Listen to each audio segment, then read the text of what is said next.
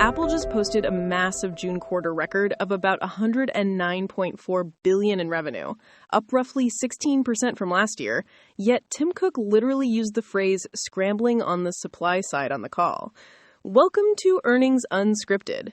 It's July 30th, 2026, and we're unpacking Apple's Q3 results, ticker AAPL.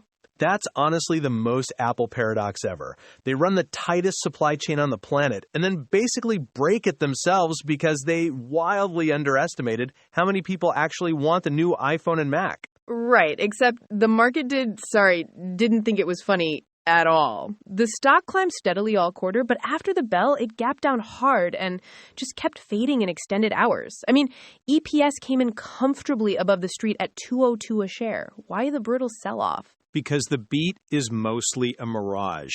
Headline gross margin popped up to 50.1%, but that earnings figure actually includes a giant 11-cent one-time boost from historical tariff refunds. Without that government cash, their core product profitability is sweating under severe component inflation. And hey, just to appease the legal team, none of this is financial advice. We're simply sharing personal takes. Okay, the tariff windfall makes so much sense now. I was staring at that margin bunt, wondering how on earth they managed it while Tim Cook is out here calling global memory pricing a 100-year flood. Exactly. They were reluctantly forced to hike retail prices on iPads and Macs just to protect what margin they have left. But the raw demand is definitely there. Did you see the B2B numbers? You mean the school districts? Yes! Half of the massive MacBook Neo purchases in U.S. education just directly replaced Windows and Chromebook setups.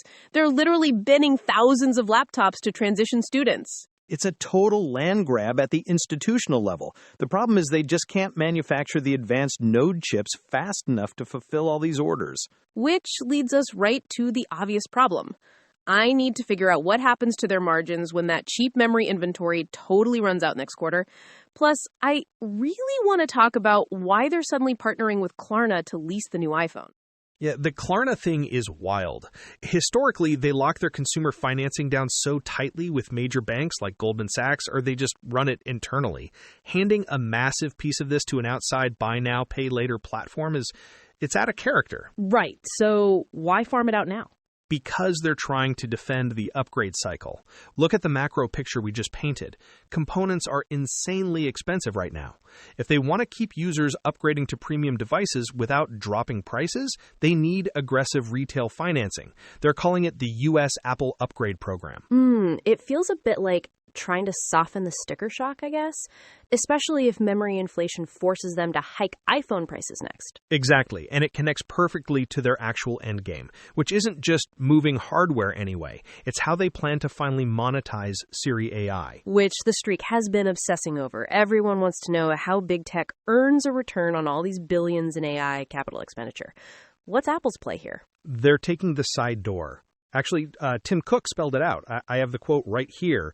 He said, there's also the ability when people use it a lot for them to move up on an iCloud plan as well. What the balance of that is a bit uncertain at the moment. Wait, walk me through that. Are they essentially gating the best AI features behind a paywall, like a Siri Premium tier? No, that's the genius of it. The AI itself is free.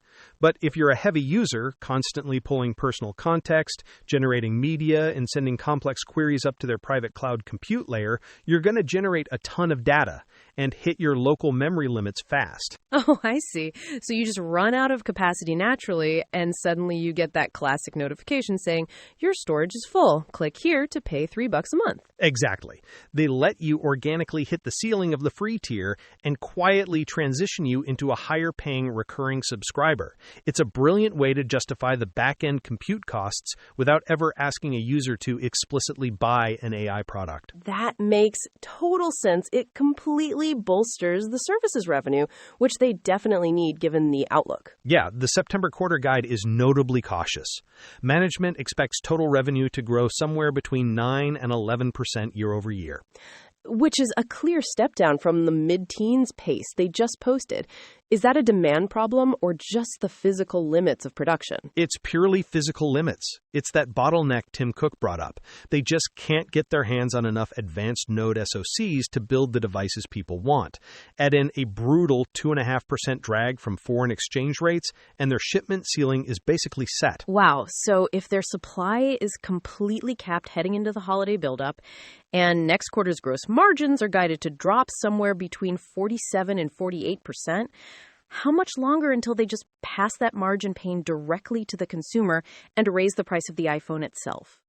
I think that breaking point is coming this fall. If memory prices stay at this flood level Cook keeps talking about, they almost have to hike the base model price too. Right, because the margin relief just isn't there to save them. No, it isn't. Parek actually guided September quarter gross margins down to somewhere between 47 and 48%. And keep in mind, that still includes a little leftover tariff padding. So the underlying profitability is still squeezing. And I saw they're guiding total revenue growth somewhere between 9 and 11%. That's a pretty clear deceleration from the pace they just posted. It's slower, yeah, but look at the iPhone specifically. They're still expecting that segment to grow in the mid-teens. Even with all those physical supply constraints we just talked about? Exactly. Plus, they're fighting a heavy 2.5 percentage point drag from foreign exchange rates. So the raw demand is clearly there. They just can't manufacture the advanced chips fast enough. So they basically engineered an AI supercycle so popular it completely broke their own flawless supply chain? That's a wild problem to have heading into the holidays. It really is. Suffering from success with a very expensive side of component inflation. Perfect summary. We'll be tracking exactly how much of that pain hits the consumer next time. Thanks for hanging out with us, everyone. Catch you next time. If you like how we break these reports down, tapping follow keeps them coming right to your feed. Just as a quick heads up, this entire show and our voices are completely synthetic. And that's probably for the best, since a real human might actually short-circuit trying to process Apple's tariff adjustments the exact same day the earnings drop. We'd love to hear your feedback or ticker requests, so drop us a line at earningsunscripted@datamadness.ca or find the X link in the show notes. Talk to you next time.